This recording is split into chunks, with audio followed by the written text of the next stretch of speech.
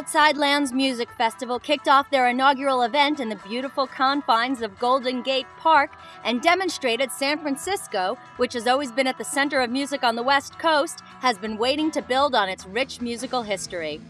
The city by the bay, which was a haven for the beat generation in the 1950s and the hippie generation in the 60s, clearly has been waiting to hold a major multi-day, multi-stage music festival on the same hallowed grounds where the Human Be-In took place in 1967, where the Grateful Dead and the Jefferson Airplane would perform for free throughout the Summer of Love, and where they held Bill Graham's memorial concert in 1991.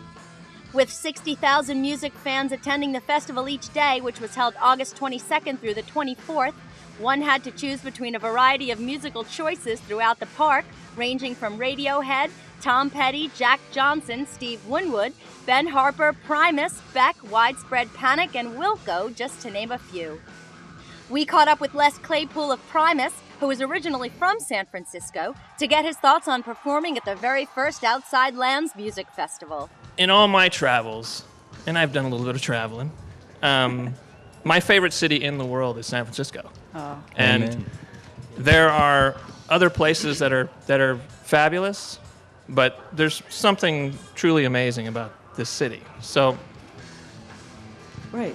I think a lot of that has to do with the open-minded elements that made it what it is. Right. So, and a lot of that is its history, and that is a part of the history, and hopefully this will become another positive element in that progression.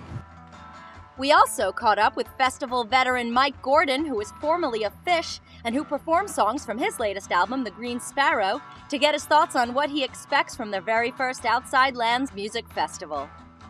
The whole vibe is so magical because of, I always like to spend extra time in the city, and I usually rent scooters and go up and down the hills, and almost every time. Wow. It's just sort of a ritual for me, but it just seems enchanted much more than other cities, and then to be right here in the park and everything, that's going to just infuse it with a certain amount of de facto specialness, I think.